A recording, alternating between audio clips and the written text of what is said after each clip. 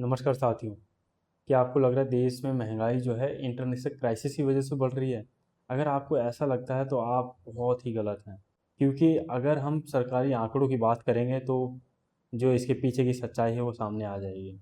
जहाँ एक तरफ भारत का जो कॉमन मैन है पेट्रोल और डीजल की महंगाई की वजह से बहुत ही परेशान है, वहाँ पर जो भारत की सरकारी तेल कंपनियाँ हैं, इस साल उन्होंने इतना मुनाफा कमाया है, अगर आप सुनेंगे तो दंग रह जाएंगे। आज हम इस वीडियो में उस सच को बेनकाब करेंगे, उस कड़वे सच को बेनकाब करेंगे जो आपसे छुपाया जा रहा है। अगर हम लोग भारत सरकार की 3 प्रमुख कंपनियों की बात करें फाइनेंशियल ईयर 2025-26 की, तो इनका मुनाफा जो है 130% से बढ़कर 77,000 करोड़ हो चुका है। अगर क्वार्टर 4 की ही हम लोग बात करें, जहाँ पे बताया जा रहा है बहुत ज़्यादा लॉस हो रहा था इनको, इस वजह से सरकार जो है प्राइसेस को बढ़ा रही है, बल्कि इस क्वार्टर 4 में भी इनका मुनाफा जो है 40% बढ़कर 19,000 करोड़ रहा।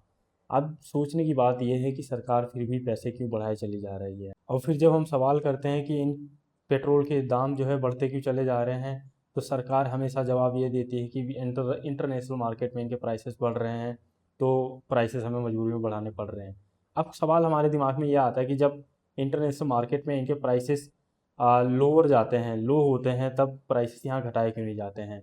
दरअसल जो स्टैंडर्ड्स ये सेट किए गए हैं कि हर दिन सुबह 6 बजे क्या होता है, इंटरनेशनल मार्केट्स में क्या होता है, प्राइसेस चेंज होते हैं।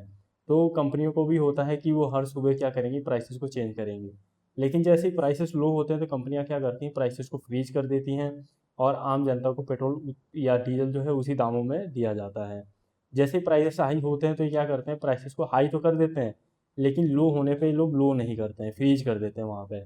तो इस वजह से जो प्राइसेस हैं हमेशा पेट्रोल और डीजल के जो है हमेशा बढ़ते रहते हैं और घटते कभी भी हमें दिखाई नहीं पड़ते हैं। कभी कभी इलेक्शंस आते हैं तो गवर्नमेंट खुद ही मतलब उनको लो कर देती है, वो भी 2-4 रुपये, ताकि लोगों को एक टॉफ़ी दे दी जाए और उनका वोट लिया जा सके। अब सवाल ये उठता है कि सरकार जो है जो इतना डिविडेंड कमा रही है सरकारी ओएमसी कंपनियों से, तो उनका उस डिविडेंड का सरकार करती क्या है, कहाँ इस्तेमाल करती है। तो सरकार रील्स बनाने में, विज्ञापनों में इन पैसे का इस्तेमाल करती है, अपनी पीठ थपथपाती रहती है, अपनी पब्लिसिटी करती रहती है, हमने जनता के लिए ये कर दिया, वो कर दिया, लेकिन असल में जनता के लिए कुछ किया ही नहीं जा रहा है। सरकार जो है वेलफेयर स्टेट ना रहकर एक बेनिफिट सीकिंग स्टेट बन चुकी है। सरकार का काम होता है जनता को राहत देना, लेकिन सरकार अब क्या कर रही है, जनता को राहत नहीं बल्कि उनको परेशान कर रही है, उनसे व्यापार कर रही है, उनसे धन वसूली किए जा रही है।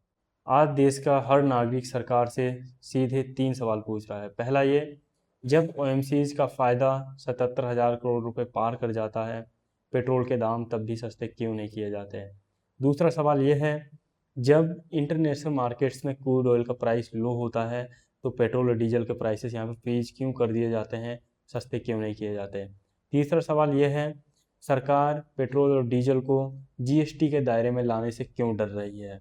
ऐसा क्या डर है जो उसको सता रहा है। इस महंगाई से आम लोगों की कमर टूट चुकी है, ट्रांसपोर्ट महंगा हो गया है, खाने की चीज़ें हो, राशन हो, सारी चीज़ें महंगी हो चुकी हैं।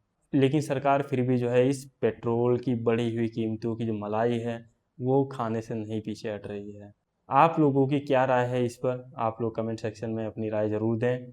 इस वीडियो को ज़्यादा से ज़्यादा शेयर करें ताकि सोई हुई सरकार तक ये वीडियो पहुँचे और वो जागे। जय हिंद।